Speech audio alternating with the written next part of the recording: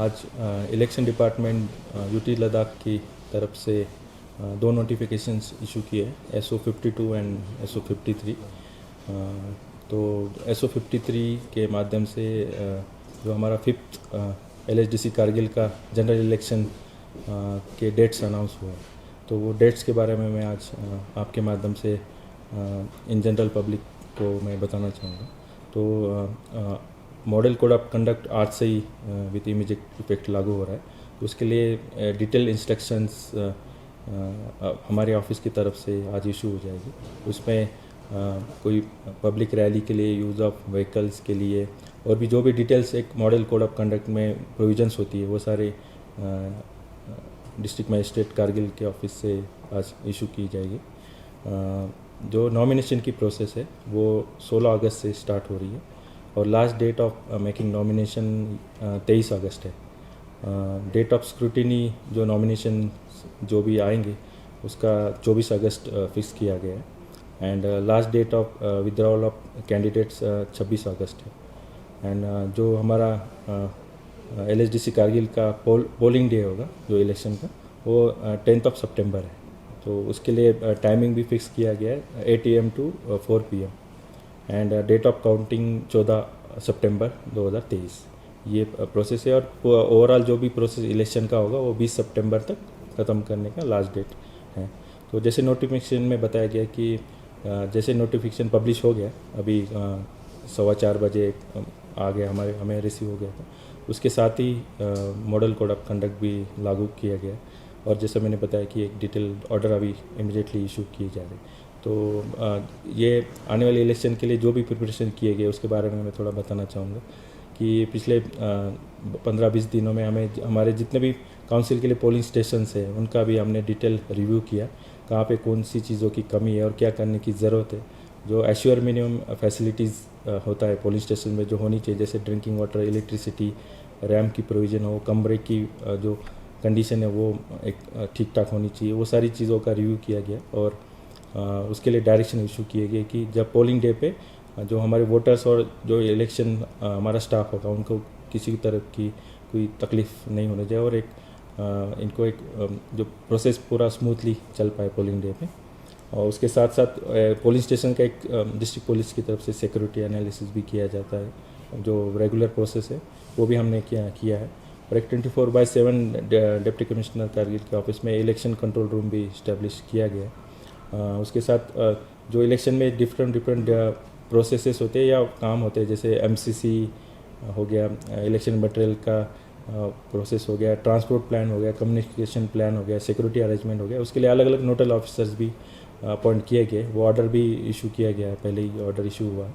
तो मेरा अपील यही है कि जो भी मॉडल कोड ऑफ कंडक्ट अभी आज से लागू हो रहा है, सारा political parties, independent candidates and in general public के लिए एंड गवर्नमेंट एम्प्लॉयज़ के लिए भी, कि जो भी उसमें प्रोविज़न है उसका पालन किया जाए और अगर कोई वायलेशन इलेक्शन अथॉरिटी के नॉलेज में आती है तो उसके सख्त से सख्त कार्रवाई की जाएगी। और पूरा प्रोसेस कंडक्ट करने के लिए इलेक्शन डिपार्टमेंट की तरफ से डिप्टी कमिश्नर कारगिल को as a election authority nominate किया गया है कुछ दिन पहले, और उसके साथ जो ADC कारगिल है उनको election as a election officer जो डे टू डे सारा प्रोसेस संभालेंगे उनको नॉमिनेट किया गया। तो डिपार्टमेंट की जो इलेक्शन डिपार्टमेंट की तरफ से इन जनरल डिस्ट्रिक्ट एडमिनिस्ट्रेशन की तरफ से सारा इलेक्शन प्रोसेस स्मूथली हो जाए, फेयर एंड ट्रांसपेरेंटली हो जाए, इसके लिए सारी तैयारी की गई है। Thank you sir. दूर दराज की जगहों पे खासकर जो पोलिंग स्टेशन हैं वहाँ पे किस तरह के इंतजाम है और जो टफ पोलिंग स्टेशन हैं तो उसके लिए किस तरह की सिक्योरिटी के इंतजाम हैं? जैसे मैंने बताया कि जो पोलिंग स्टेशन का एक रिव्यू होता है security wise, sensitive, hyper sensitive, normal, तो वो डिस्ट्रिक्ट पुलिस की तरफ से उसमें उसका कैटेगराइजेशन उन्होंने किया है और उसी हिसाब से जो भी सिक्योरिटी पर्सनल का डिप्लॉयमेंट है वो होता है।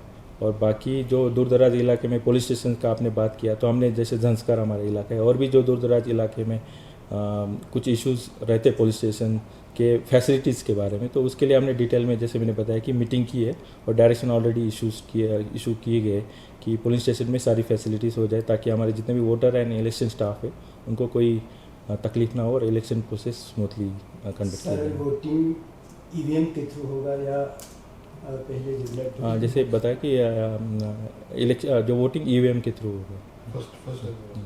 जो पिछली बार जो एलएसडीसी ले का जो हुआ था 2020 में, वो ईवीएम के थ्रू हुआ था। बाद में जो बाईपोल भी हो गया लास्ट ईयर, वो भी ईवीएम के थ्रू कंडक्ट किया गया था। और एलएसडीसी कारगिल का भी जो पोलिंग होगा वो ईवीएम के थ्रू किया जाएगा। सर जो ईवीएम में फर्स्ट टाइम करगिल में हो रहा है सर इलेक्शन, तो किस तरह की तैयारी है, ट्रेनिंग जो है सर यहाँ पे किस तरह हुआ सर? जैसे मैं बताया कि मैंने फर्स्ट टाइम ईवीएम के थ्रू पोलिंग होगा, तो जो ईवीएम का जो स्टोरेज है उसके लिए जितने भी सिक्योरिटी एस्पेक्ट से जो भी तैयारी हो, सीसीटीवी का डिप्लॉयमेंट हो, वो सारा हमारी तरफ से किया गया है। और ईवीएम का रैंडमाइजेशन भी हमारा प्रपोज है। और जितने भी हमारे एम्प्लॉयज़ इसमें पूरे इलेक्शन प्रोसेस में काम करेंगे आने वाले 30-40 डेज़ में, उनके लिए भी इलेक्शन के बारे में जो भी डिटेल ट्रेनिंग करना है उसके भी वो 2-3 राउंड हमारी तरफ से कंडक्ट किए जाएंगे। सर पिछले इंतखाबात में, मुल्क के पिछले इंतखाबात में ईवीएम को लेकर कुछ सवाल उठाए, तो लोगों के खदशात को दूर करने के लिए इलेक्शन अथॉरिटी की जानिब से या ज़िला इंतजामिया की जानिब से किस किस्म की अपना हमें? जैसे आपको पता है, इलेक्शन कमीशन के द्वारा जो भी किसी को ईवीएम के बारे में डाउट्स है उसको क्लियर करने के लिए एक इलेबोरेटेड प्रोसेस ऑलरेडी कंडक्ट किया गया है। तो ईवीएम के बारे में जो भी किसी को इश्यूज़ थे, वो पॉलिटिकल पार्टीज़ को ईसीआई के द्वारा बुलाया भी था और सारे इश्यूज़ और डाउट्स को रिजॉल्व किया गया था। तो ईवीएम एक ट्रांसपेरेंट प्रोसेस है पोलिंग कराने की, और पिछले कई सालों से बाकी पूरे कंट्री में किए जाते हैं। तो उसमें कोई मतलब जो भी कंडक्ट किया जाएगा वो ट्रांसपेरेंट वे में होगा। और कोई अगर किसी का कोई इशू है, कंप्लेंट्स कोई भी प्रोसेस के बारे में होता है, तो उसका एक रूल्स के अंतर्गत प्रोसेस होता है कंप्लेंट्स का। जो भी है इलेक्शन पिटीशन, बहुत सारी प्रोसीजर होती है, तो उसके जानिब से हम उसमें काम करेंगे। थैंक यू सर, इलेक्शन के बाद जो इलेक्शन के प्रोसेस मुकम्मल होने के बाद जो डीएसएसआरबी के पेंडिंग पोस्ट हैं उनके रिक्रूटमेंट हो सकता है? जैसे जो पेंडिंग पोस्ट का इलेक्शन प्रोसेस को देखते हुए हम टाइम टू टाइम आपको अपडेट करेंगे। बाकी अभी डीवी प्रोसेस कंडक्ट हो रहा है, आज चाहे 4था दिन था, और हमने 2 दिन एक्सटेंड भी किया है। अगर कोई हमारे जो कैंडिडेट्स थे जो हमने डे फिक्स किए थे उसमें अगर आ नहीं पाए, तो 2 डेज़ के लिए आज हमने अलग से नोटिस भी निकाला कि वो आके अपना डीवी करा सकते हैं।